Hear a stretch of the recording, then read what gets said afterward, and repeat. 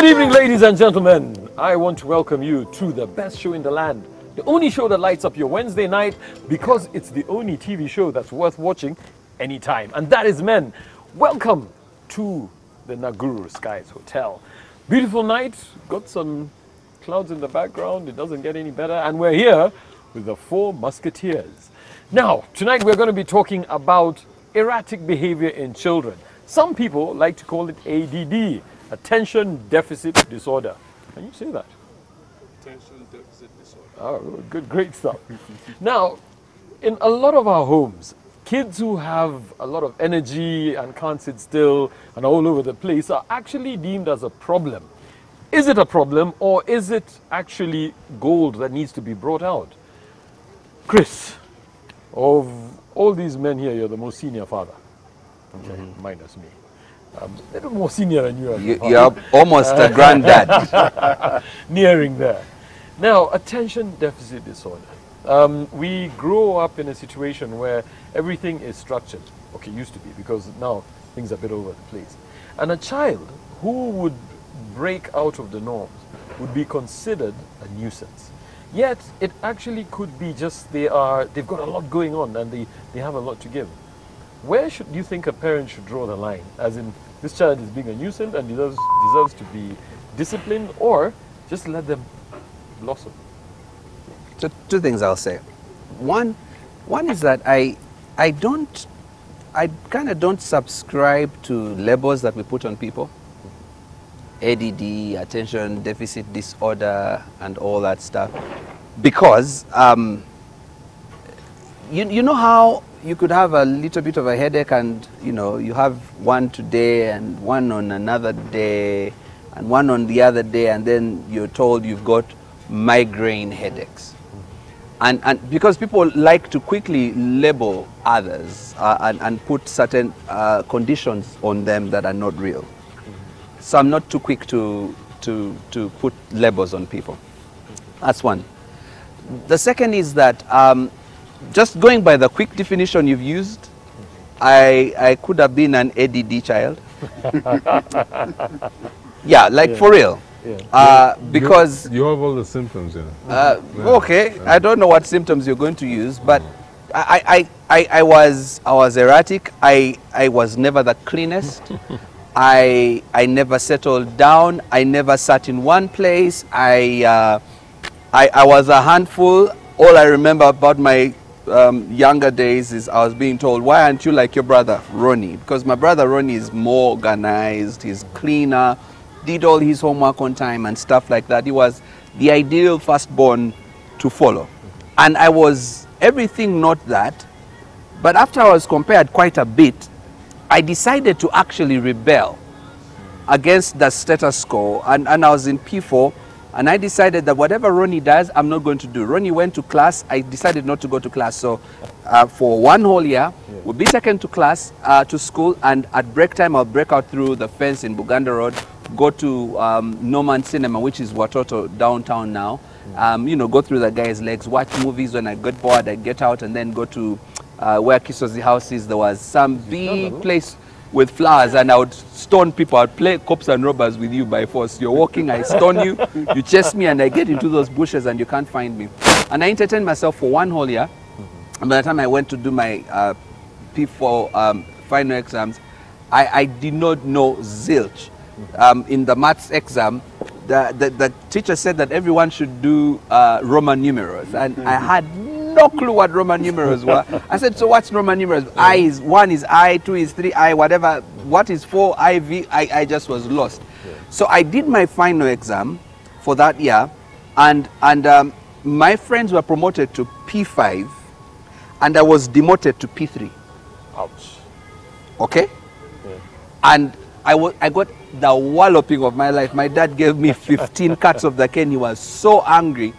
I was that kid that just didn't fit. Like I was I was a square peg in a round hole. Okay? But I in my opinion I was fine, and I think I'm fine. So when you start talking about erratic behavior, in my particular case, you call it attention deficit disorder, and yes, it's actually lack of attention. But in my case, I was overly compared to my brother. Yeah. I figured, like, my name is Chris. I'm not Ronnie. So Ronnie is his own person. I'm going to carve out my own life. And really what I was doing is I was doing stuff to get the attention of my parents. I just needed to be loved for me. Can you then put that on your parents? Your parents were the ones I'm not putting a fault on anyone. No, not as a fault, I'm just saying, I'm not of it. pointing any fingers. I'm just saying this is my story. Yeah. That's what happened. And I was absolutely normal, but someone could have said I'm an ADD child. Yeah. So I don't think we should be quick to just categorize kids. I think sometimes we need to find out what's going on. When my son was 4 years old, he was in school, the teachers called me for a teacher-parent conference. And they said, this kid is unruly, he's behaving badly, and all that. And I'm like, what's up? I'm like, that's not my boy, that's not how he is. So the teacher asked me, she must have done very good child psychology. The teacher asked me, have you been away for a while? I say, yes. You've been away for like 2 weeks? I said, yes. How did you know I've been away for 2 weeks? So he started acting up when I traveled. I went on a safari for work. Yeah, yeah. It's because of attention, lack of attention. So That is ADD. it's not ADD. it's a whole thing of parents stay home, You know, look after the kids. He explains ADD, but he has refused to accept that it's, He's still in that phase. he's in denial. And, and most parents, and you know, it's good that we're in a space where we can talk about this. You know, most parents are old school like Chris, unfortunately. They feel He like says I'm old school. yeah, you're very old school. Your parents. Because it's got a... No, because like you're describing something that, you know, he has basically explained, but you have refused to acknowledge that it's ADD. Dude, Listen. what's your problem? and you know, So if we don't agree, I am old school. No, wait. I just want to finish. Let me finish. When we don't agree, I'm old school. Listen, no, you are listen. Let me And you're finish. cutting edge, right? Let me finish. No. Says the man with the 1 month baby. Listen. All right, let's listen to you. Don't Hey, catch no, feelings. don't worry. Catch feelings. You know, it's not healthy. Yeah, carry on. From the backdrop of what I was saying, you know, we're in a space where we can talk about this freely. You know, back in the day, our parents, and you know, I come from a background where my mom has studied special education, and I helped her do her thesis, and I read about most of these things, and some of these things. He did his mom's thesis. You know, I helped her doing it. No, she graduated On his account. Okay. What I wanted to say is that if some of these things are not checked, and I remember last week I talked about this in a different forum, if some of these things are not checked, you are forced to deal with adults in public spaces that are very unruly, they are hard to deal with, you know, very rude, and it's good that we're in a space where we can talk about some of these things because they can be checked. It's something that is real, and they can be controlled at a very young age. So are you saying that if for whatever reason somebody has a child who, I don't want to use the term suffered, but has ADD, okay, they need to be put in check when they're still young? Won't that stifle their creativity? No, when you use the term put in check, Yeah. I think that's wrong. We need to acknowledge that there are people who have attention deficit disorder, and they are different, and they are special, and they are magnificent the way they are. That's what I'm saying. Okay. Banji. I'm a little lost, but Yeah. all right. Stefan does that to us a lot. Yeah, I guess I'm old school. Yeah. Before we went on there, you talked about the kids who have ADD being super bright. You know, they have a great future.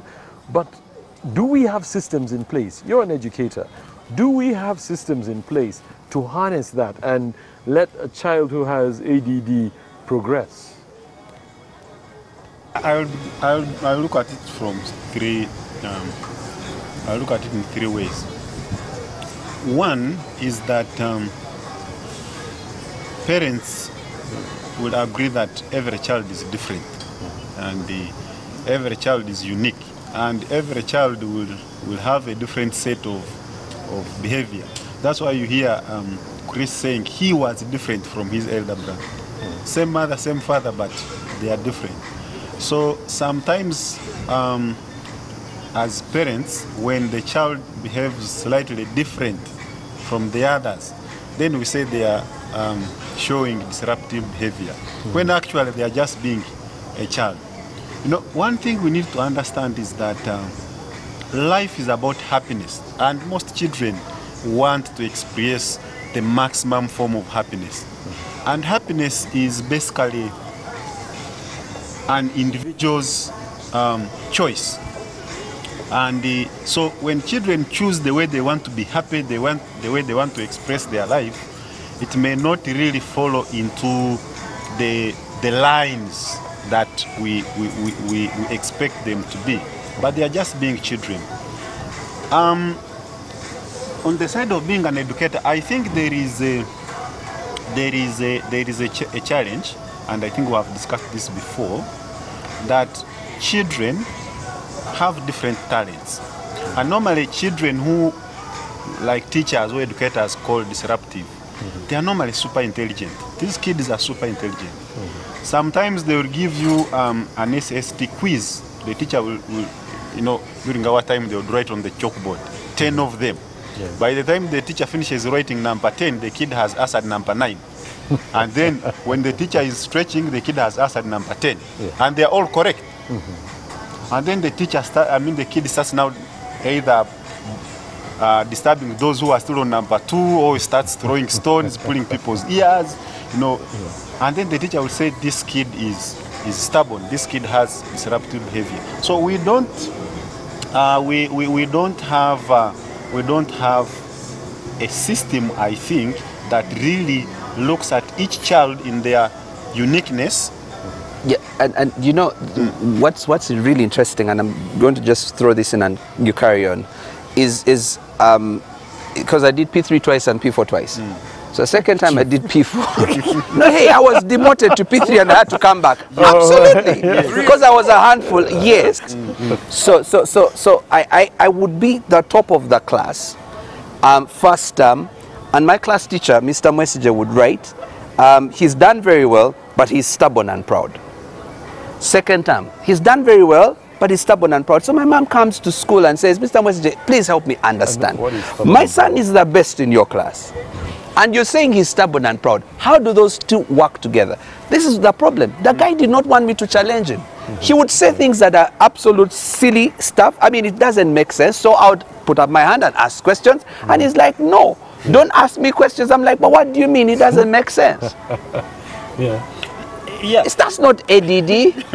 Like, I don't even know what. It's close to it. Just imagine one evening you returned home, you have maybe a boy of like 6, 7, and your wife is expecting another child, and then your kid says, Dad, come here. What is in mommy's stomach? You say there is a child. How did that child go there? Then you'll say, my son has become stubborn. He's not supposed to ask these questions. Actually, the boy is just being a boy. He's learning. And he's ahead of his time. Yes. So sometimes whether we are parents or teachers or community members, sometimes maybe we just don't understand these children because their behavior is quite different. So we think they are disruptive and they are stuff like that. And Chris alluded to something. Sometimes the child is seeking attention of the adults. You know, many of us adults are present but absent. Thank you. Very present but very, very absent. You wake up at 6. I'm using the word dump, and please parents forgive me. Dump the child at school, go to work, you will call a border to pick the child from school to home, you come back at 11. So basically you are not there for the child. So this disruptive behavior might be a way of a child talking to you and saying, I need you, we need to sit, we need to spend time together. All right, cool. We're just going to have to get into a quick break, but once we come back, let's have a chat about what parents can do to either, you talked about caging. Yes, or helping a child blossom. We're here at the Naguru Skies Hotel talking about hyperactive children, some people suffer from ADD, or rather have, not suffer. Don't go anywhere, we'll be right back after the break.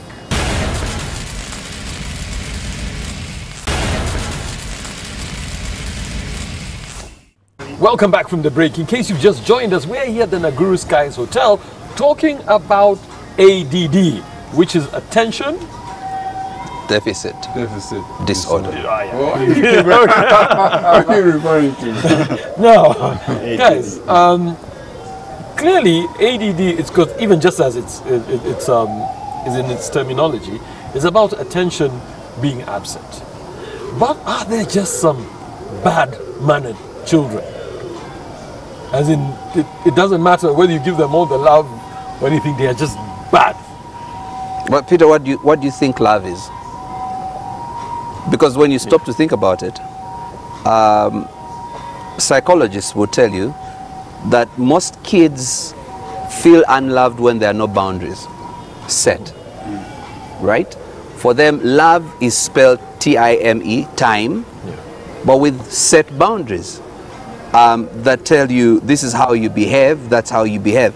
In fact, for most kids, when there is no firm hand that sort of sets the boundaries and the space in which to operate and how to behave, they feel very unloved. And that's why they go out to do crazy things to say, hey, look, you left this end of your home with no fence. I can walk over the cliff, right? So I think that maybe as parents we need to stop and really ask ourselves, who has got the ADD? Is it the child or is it you? No, seriously. No, because maybe you have a deficiency of attention to your child, so that disorder is with you, the provider, as compared to the child. Because every child is innocent. You're going to find a child, same child, growing up in an environment where they're given attention.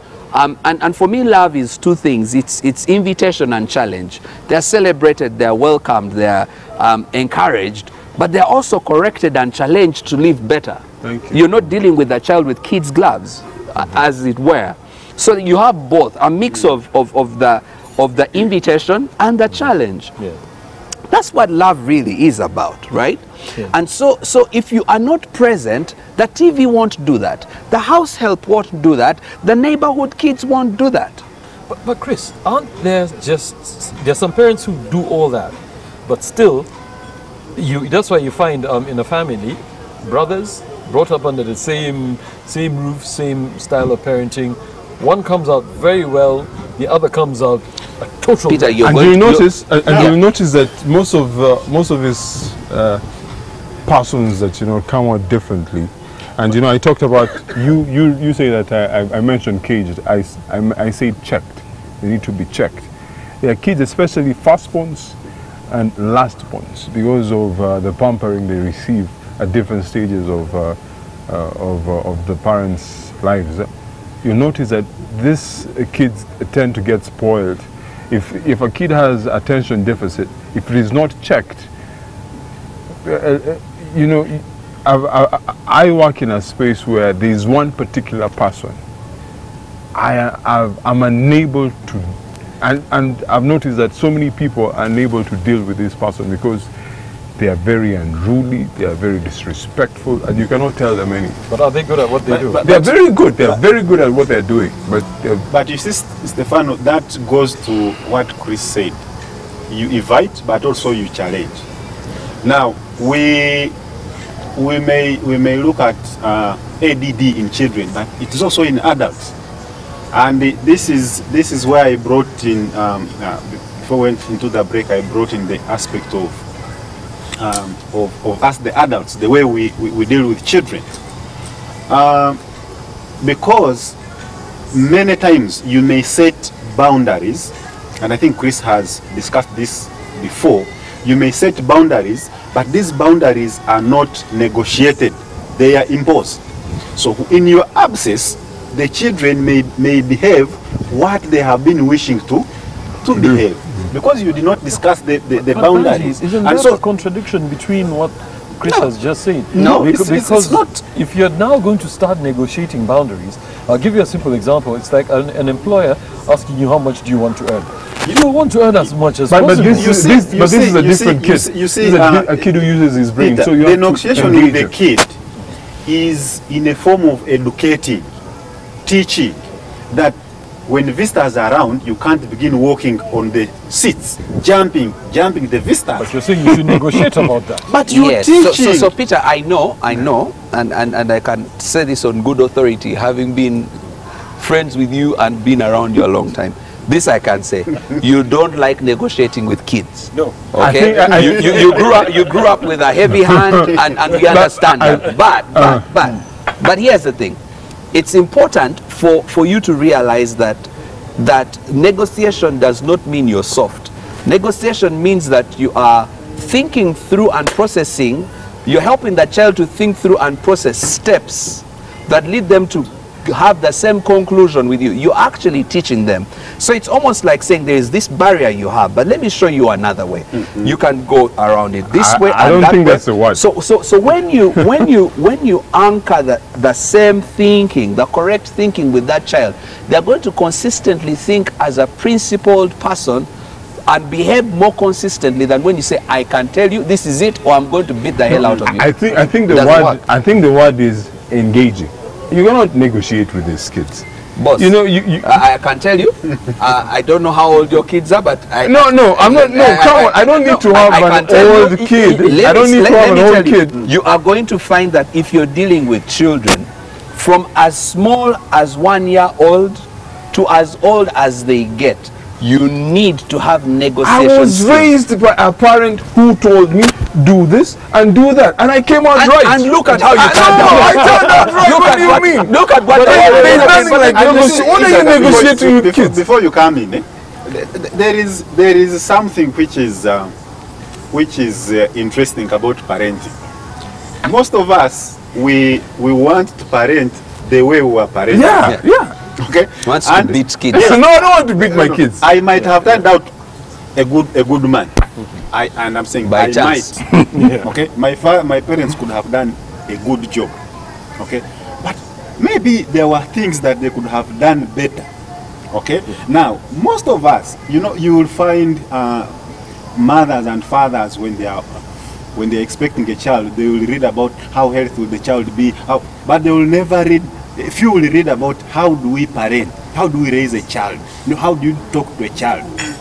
And even the seasoned fathers in our country, it is rare to see a father of 10 children, 5 children, who has raised sons and daughters to write a text and share their experience. This gentleman wrote a book about how Chris wrote a book about how he was raised. The golden fathering. The golden. And I have read that book 3-4 times, and I have seen and I've said, oh. At one time I was also like Chris. At this stage, because there was a time when I think it was P6, when the teacher wanted to give us a punishment. And I said, no, you are not punishing me, my friend. Today, no punishment, it is us who will punish you. So I encouraged the entire of the class to punish the teacher. Okay, so I was Defiance. and I was suspended. I won't say power to the people. and I was suspended from school. Now you are suspended from school. How do you tell your dad, who wants you to go to school every day, that you are suspended for 2 weeks? So every morning you dress up and go and sit somewhere, and then in the evening you make believe. And then because it was towards the end of the term, the report comes out. I think I was either number 11 or 12. Out of a class of 30, and my dad was like, you've never gone beyond number 4. What happened? So he follows up and realizes your son was suspended for 2 weeks. So the whole idea is that and then Peter will say, no. But you see, he's raised the very. Did he have ADD? You have raised a very important point, and I'll ask you a question. What happened to you when your father found out what you had done? In fact, when my father found out, it was very interesting. I thought this time I was going to get Chiboko. He just sat me down and asked me what was the problem. What was it? Because the teacher entered class and found vulgar words on the chalkboard and said, Banji, there were 3 boys, Banji and Sunday and someone. Hey! I hope you're not bringing us a child with ADD. Are you bringing a child with ADD? Yes, let us wait for this child and see. It can only be the prodigal. Yes, Nadi. It is good to be back. It is to see on the table of men. Especially when we're talking about ADD boys. No, you people don't talk about mental illness in children. So, I used to have a mental illness as a child. So are you saying ADD is mental illness? Yeah, it is. So Now yes. we have gotten our ADD child on the set. Did you just call children with ADD insane? No, but so you see, I think that we must all agree. Yes. Yes. You look good, man. In the flesh, in the flesh. Omanyi, as the Bagana say, esente wekube gonzao. You see, But I was saying that if you think about children, children are supposed to be hyperactive naturally. Yeah. But I think that ADD should only become a point of concern if it's affecting learning or a child's ability to acquire skills. If they can't pay enough attention, sort of learn or consistently be attendant to something. But then don't you see that's where the problem is? I mean, if I am not fitting, that's why I was saying it goes against what you guys are saying. There are set rules and directions that we have to take. All of a sudden, this child cannot fit within that. Then it becomes a problem. No, and you Peter, guys are saying we should give them Peter, free let me range tell you what the problem and is. negotiate. Wait. Here's the problem we have. we celebrate the likes of Steve Jobs and all these guys who are outliers, who actually were disruptive and have, disrupted technology, way of life and all that because of how they think. Yes. I'm not so sure whether it's Thomas Edison or Einstein or one of those guys who could not fit in class, was basically told they are not thinking straight. They probably had ADD and Einstein. things like That that. was Einstein, yeah. Einstein. And But he was they were lazy. He was also homeschooled. very lazy. And he was homeschooled by his mom, what's right? the thing? Oh. No, the thing He's is that saying it was Steve Einstein. No. Ben it's- Carson. no, Ben no. Carson. Ben Carson. So my Carson, right? my point here is, this guy, yeah. that you can write off a child and say they've got ADD, God knows what else, but it's because this kid is probably thinking much faster than his peers, much faster than his teachers. So you sit down and negotiate. And with so you want to beat this kid into a certain path, to think a certain way, and I think that's absolutely wrong. We cannot take our kids to a type of school where they want to have a factory line of cowpeas, right? Okay. All green, black dot. What I'm of saying the is this. same What I'm type. saying. No way. I'm not talking. Kids are different. No, this Wait, is wait, what wait. I'm trying to say. I think you go, then I'll go. Okay, this is what I'm trying to say. Negotiating with kids, I don't come from that school of thought. What I'm saying is that kids are different. There are kids who mature faster, there are kids who are slow, there are kids who are fast, and they're all different. What I'm saying is that if this kid is different, there is a certain way to dealing with that kid, not negotiating with them. Negotiating is Are different. you Just guys before you come crazy? in, Colin, what you guys are saying is this. There is a bus, okay, that is going from Kampala to Barara, okay. Because we're all different, all right, that bus should adjust itself for us to get on it at our own time. Life cannot work like that. There has to be a system. Let me tell you how And everyone we gets on have at their to own fit time. into that So if system. you have a child who is going to slow you down, is pulling toys and things like that, go early. Okay? That's how you get onto the bus. And then an organized one who is, I mean, look, I have two kids. Okay. Wait, I Colin have two first. kids. Wait, I have two but kids. Chris, Yeah? Chris, I have two do you kids not and they're feel like different. you're overrunning this topic? No, I'm not overrunning it. Because of Okay, your libertarian tendency. No, it's not libertarian. So You're being I high-handed. I'm not being high-handed. I want to just say that for many parents who watch this show, the reality is they cannot afford, they need life to work in some sort of a system. Because if, and I've noticed this recently, if you think about, if your child has to be at school at 7, and it takes you an hour, if you're in Nigeria, it takes you an hour. If you're in NTV, it takes you an hour. Dude, it takes more than an hour. 90 Takes minutes, 2 2 hours. That means you have to be up at 5. Yes? To leave the house exactly at 5:45 or at 6 sharp to be in town. You cannot afford to have a child who won't sleep at 8 and say the child will sleep when he wants.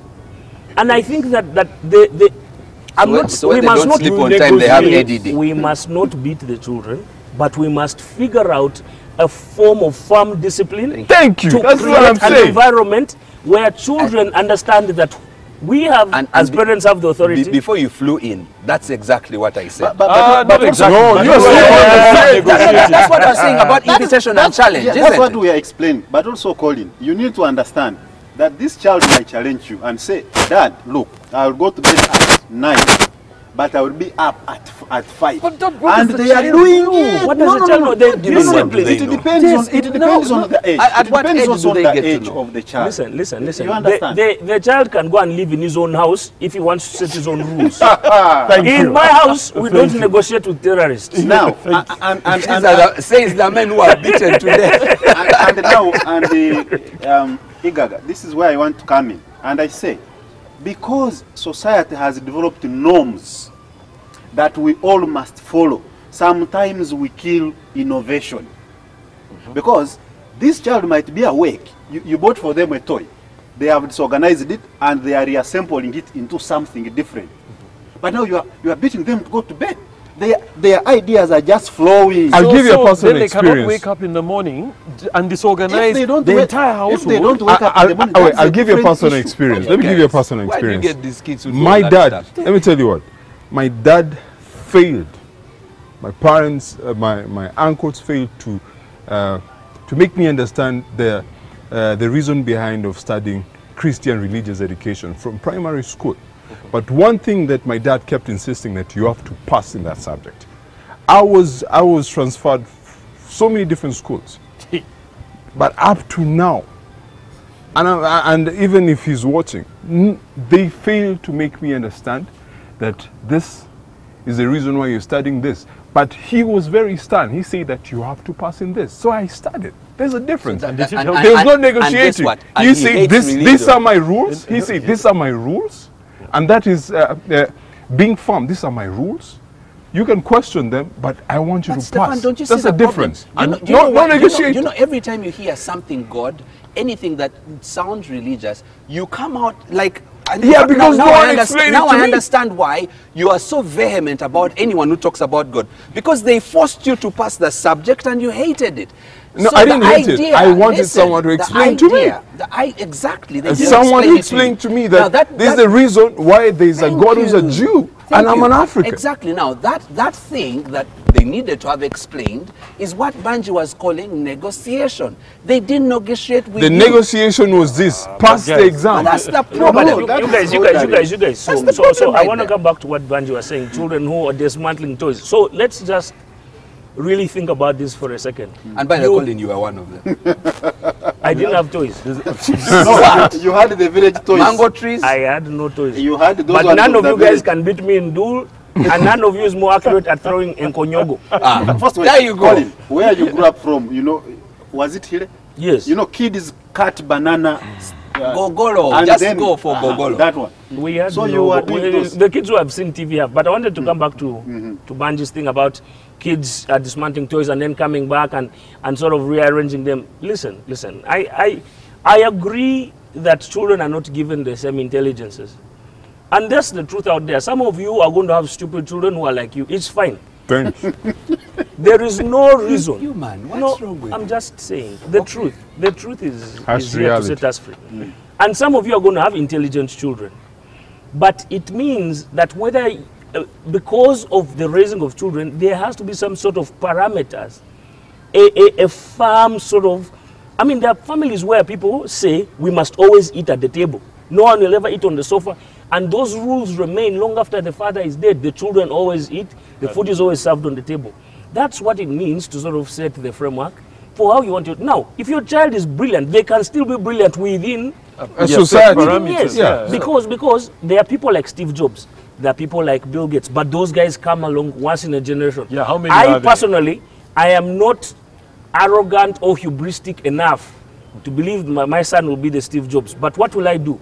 I will provide the right environment for him to thrive while also being moral and conformist to society. Colin, so I mean, the shouting down, I just would like to say.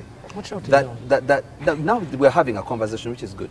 I just would like to say that no, you're not shouting, man. You're doing so well. So I just would like to say that you're actually front and center in the conversation that we had earlier, because every child needs to have some encouragement and some challenge and some structure, right? In order for them to grow. That environment is absolutely brilliant. So I totally agree. We will talk about The boundaries man's once hand we is come up. back straight from the break. We're here at Naguru Skies Hotel talking about children who are a bit Who have disorderly, like some of the ones we have here. Don't go anywhere. We'll be right back after the break. Like this man.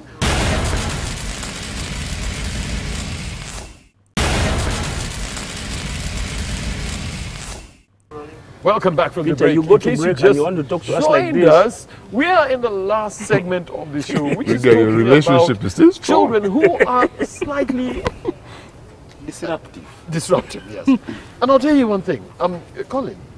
Before you came in and disrupted the show, Of course I came in, Peter. yes, Like a village chief with people carrying his chair. What? The man.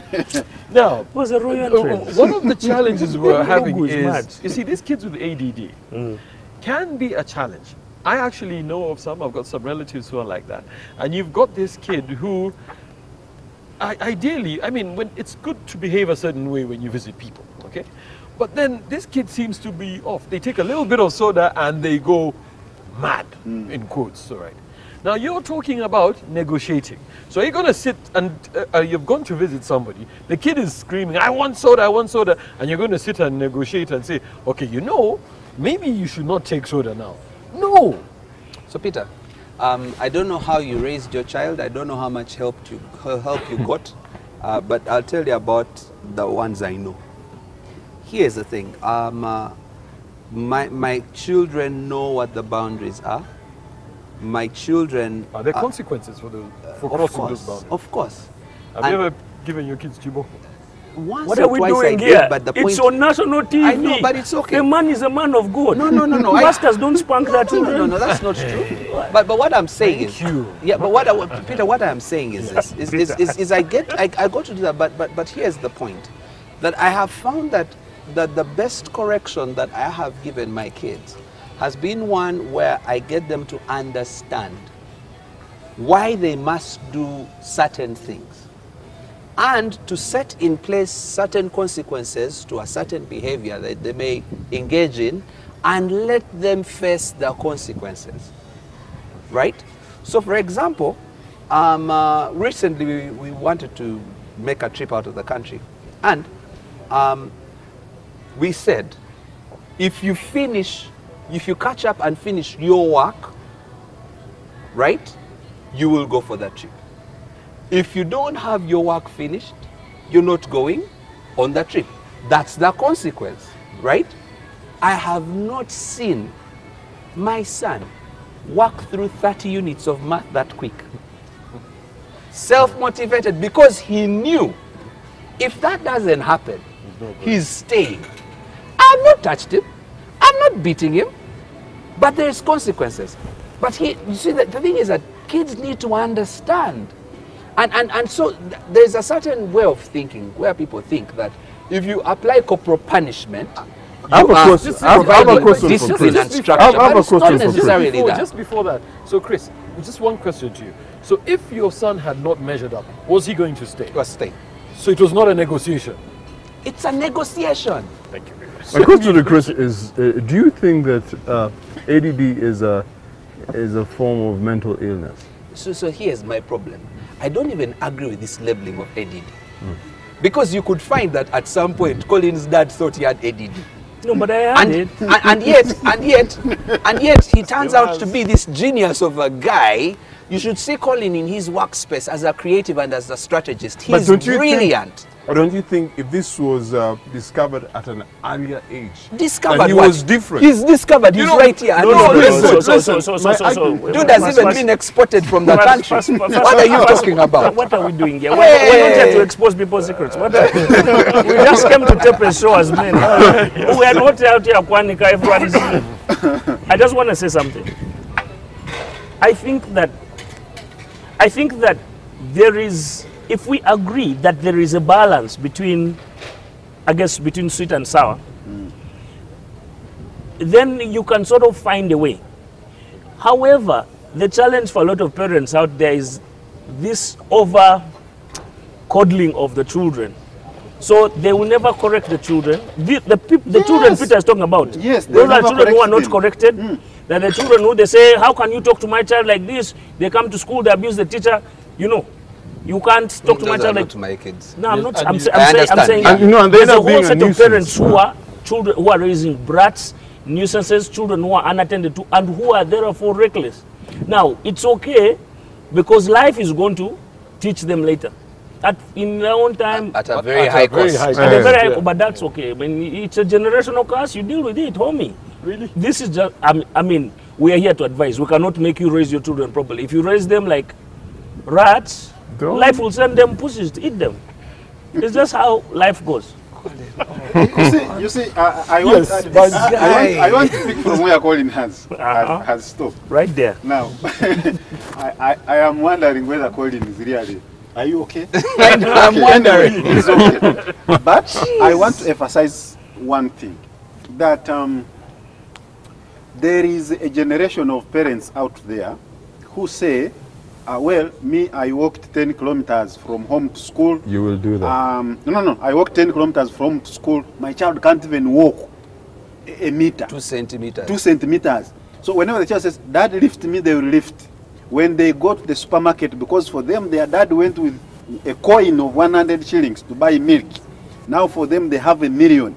Their kids will pick everything on the shelf, even when it is not needed at home. You know, they will disorganize other shoppers in the supermarket, and they will look and on. cause inflation.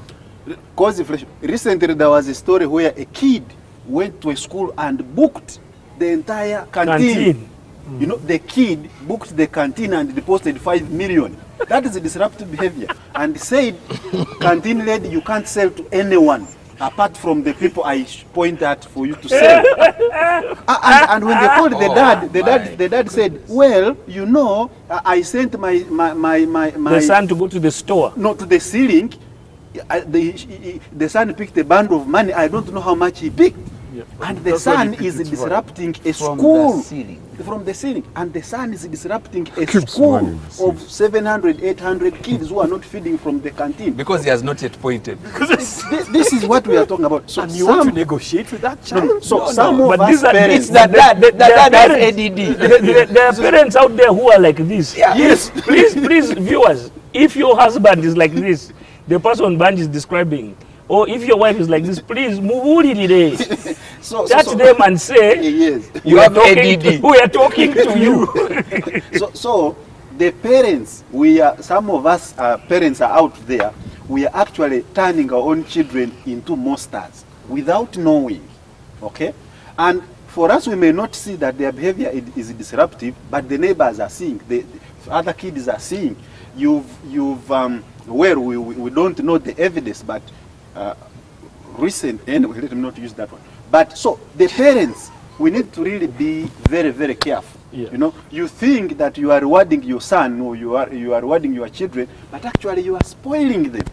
And so sometimes the disruptive behavior is there because one, the parent is encouraging it, but also because the parent is turning a blind eye. Because the dad, I'm sure Chris's mom every Sunday used to say, Chris, church. So Chris grows up and says, if he didn't turn up into a pastor, I would have said, for me, well, I want. Did you have a choice to go to church, by the way? Sometimes. Not always. But he always chose it. And you always chose to go to church? I mean, it was the best proggy, as in, you left home to do what? Like hang with the walls? It was And you proggy. could find your mom gave you options, either church at 8 or at 10 or at 12. So you are making a You're going choice. to church, but you can choose what time. There was no choice. And that is what we have Oh, been discussing you here either and get out Chris. of this or That is you the get negotiation out. we are talking about. Give options and Guys, explain why all these options have been Peter, given. can I just No. share? I'll need you to share that in your party. No. Because No, that's just- what happens. I've You want to just be come. disruptive. I've just come. see, I've not ADD, been on this you show for see, 2 months, 3 months. Give You're the man the talking parting nonsense. shot. Okay, parting shot is yours. No, start with Chris. Now you see. ADD is here. No, okay, so let me go. Guys, when my son was about 4, he had just started school, some school that was a little out of town, and I had to get him to the collection point by 7 a.m. or else the bus would leave.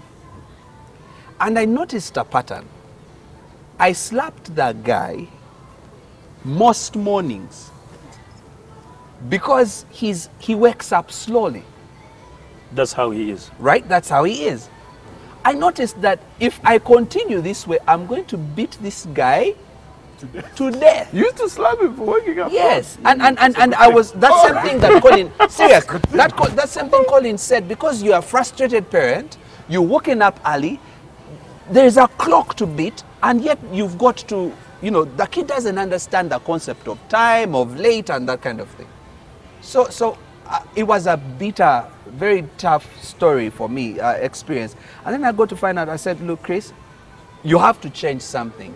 And actually, that's one of the reasons why we started homeschooling our kids. At least we homeschooled them for about 4 years, 4.5 years, until we got them back into school. But here's the thing. Sometimes we say kids have ADD and things like that, but you've just pushed your kid over the cliff. You're beating me every morning because of this other place you think is school and is important to you. It's important to you, not to me. And so sometimes the ADD that a kid presents is actually caused by you, the parent. So I think we just need to check. Okay, Banji, your parting shot. Well, I would say two things. One, the ADD that the child is presenting sometimes might be a message to the parent that either things are not going on well, that things are, there is something you are not doing, either you have been absent or you've been present in the house but absent. These days people carry their laptops back home and they are busy doing things. So the child might be communicating, the child might be disrupting because they want your attention. Yeah. That's very important. Two is that however disruptive the child might be, we really don't need to give them the freedom, you know, to extend their ugly behaviors. We need to give them some kind of boundaries. Okay, they don't really need, it doesn't need to be a box, a confined box. It should be some kind of elastic box in which we can give children some kind of freedom, but within boundaries, within which we can then shape their behavior so that then in the future they can conform to social norms and expectations. Great stuff. Colin, your parting shot. So, where I've been, I've got some new knowledge. And it sort of comes down. Children don't listen to what you say, they do what you do. Yeah. A big part of modeling behavior is children watching you. So we can't expect children to be respectful if we're always, you know, trash talking people. If children come from a place, from a home where people are trash talk, the children will become trash talkers. So I think there's a very big role in parents modeling behavior. Because there are certain children who will tell you, in our house we get up early. We don't sleep in. And because they, you know, maybe the head of house gets up early, everyone gets up early, so the children are also early risers. But sort of, I think that there's a very big opportunity in modeling behavior for children. Creating an environment where they can imitate you and it's okay because they know that this is what we do. But a lot of times, you don't want the children to imitate you, so you want to tell them, you want to preach water and drink wine. Obviously, that's not going to work. But also, I think it's important for parents. It may seem like a joke. You might listen to these guys joking and laughing, but ADD is a real condition. The families that have been separated from their children, they've lost them. Because by the time the child comes of age, they stabilize, they discover who they are. They realize that you were acting out of ignorance as a parent. But what's more hurtful is that you are not willing to admit that you didn't know. Yeah. You are not willing to seek help. And those things are unforgivable because they push children to a place where your relationship with them can never come back from. That's it. My parting shot is very simple. It's good that we're in a space where we can talk about, you know, I think it's a mental issue, a mental illness issue. Some people may not agree with this, but it is, and it's good that you're talking about this. And we need to acknowledge that kids grow differently. Kids who have, you know, attention deficits.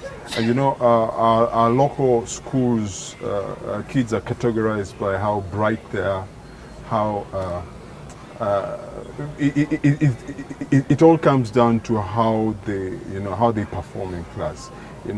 We should have systems in place where teachers are taught how to differentiate between kids who have attention deficit, and they should not be labeled as being stubborn. This is very normal, and it is something that affects different kids, and it needs to be checked. By checked, I mean that these kids need to be taught and to be brought up in such a way that they can conform in society. You find grown-ups who cannot be in public spaces. They are very unruly. They cannot coexist with other co-workers. So they need to be checked. That seems to become very personal. This reminds me of they need, because this is very personal. There are specific people. We get it. Relax. Breathe in, that breathe out. you need to check this from a very young age. Unruly adults. Unruly adults. Yeah. Now, ladies and gentlemen, we've had a great night. We've been talking about kids who are hyperactive. Now, mine is a very simple one. If your child is hyperactive or acts a bit over-energetic, get them see a specialist. That way you can know whether they need help or they are just being overexcited kids. With that, all we can say is have a good night, God bless, and we will